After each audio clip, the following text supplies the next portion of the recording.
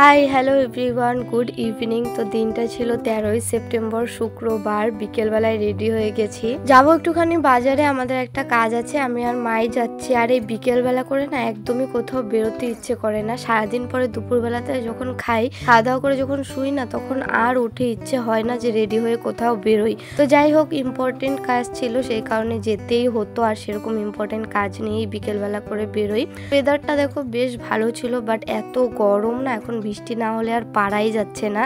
কিন্তু এখন কিন্তু এই শরতের বিকেলের আকাশটা ভীষণ সুন্দর লাগে, একদম নীল আকাশের মধ্যে সাদা সাদা মেঘগুলো ভেসে ভেসে যায়, দারুণ লাগে। তো এই দেখো, আমি আর মা হেঁটে হেঁটে চলে এলাম আমাদের টোটো স্ট্যান্ডে। তো এখান থেকে টোটোতে করে একবারে আমাদের যেখানে কাজ আছে সেখানেই চলে যাব, সেভাবেই মা কথা বলে নিল।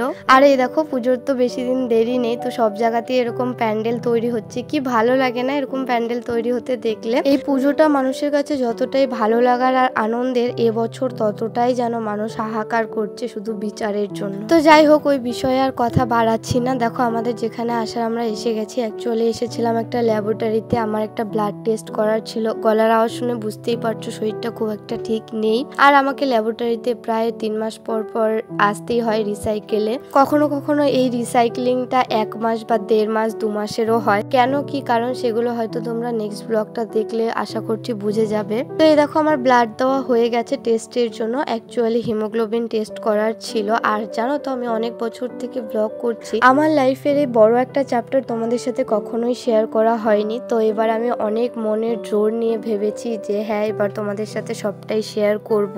এই বিষয়টা নিয়ে না কখনোই আমি কারো কাছে কমফোর্টেবল ফিল করিনি, সেটা সোশ্যাল মিডিয়া বলো, নিজের বন্ধু বান্ধব বলো, বা কাছের কেউ বলো। যেখানে যেখানে প্রয়োজন হয়েছে আমার বাবা মা বা গার্জিয়ানরাই সমস্ত কথাবার্তা বলেছে।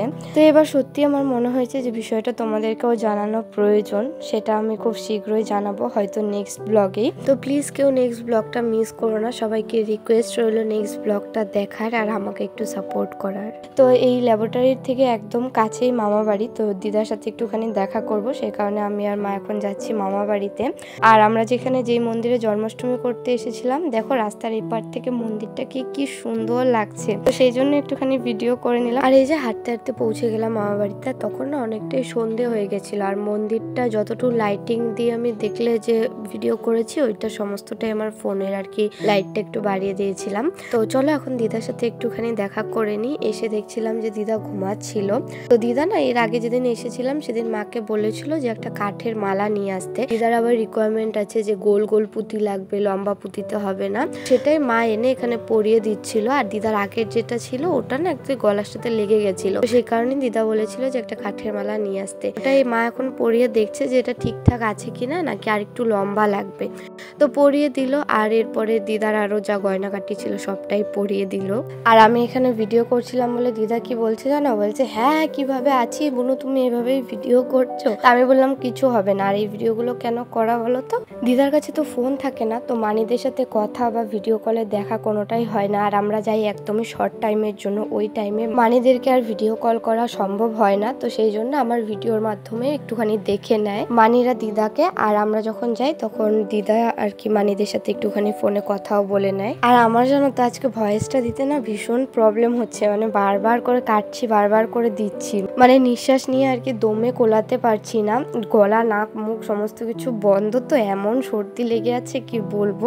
আর কাশিও প্রচন্ড, তো সেই জন্য বেশি জোরে কথা বলতে গেলেও না কাশি চলে আসছে। যাই হোক, একটুখানি ম্যানেজ করে নিও। এখানে মা আমার ব্যাপার নিয়ে দিদার সাথে কিছু গল্প করছিল। আর যেহেতু আমরা অনেকদিন পর পর যাই, আর মানিরা তো আরোই পর পর আসে, তো খুব একটা মেয়েদের সাথে দেখা হওয়া বা গল্প করা হয় না। তো আমরা গেলে না দিদা আর আসতেই দিতে চায় না, বলে যে এই তো এলি, আরেকটু বস আরেকটু বস। তো যাই হোক, অনেকক্ষণই বসেছিলাম। তারপরে দেখো বাজারে চলে এসেছি। এখান থেকে মায়ের অ্যাকচুয়ালি নেওয়ার ছিল ডিম, 2 প্লেট এক্সট্রা ডিম নিয়ে নিল। সামনে আবার মা 2 দিন থাকতে পারবে না, তো যে সেন্টার চালাবে তাকে সমস্তটা বুঝিয়ে দিয়ে যেতে হবে, সেই কারণে ডিমের প্লেট নিয়ে নিল। তাকে বুঝিয়ে দিয়ে আমরা একটুখানি যাব কোথাও একটা, যেটা তোমরা নেক্সট ব্লগে দেখতে পারবে। কেউ মিস করো না প্লিজ, আর নেক্সট ব্লগটা দেখার অনুরোধ রইল। আজকে এখানেই শেষ করছি, টাটা।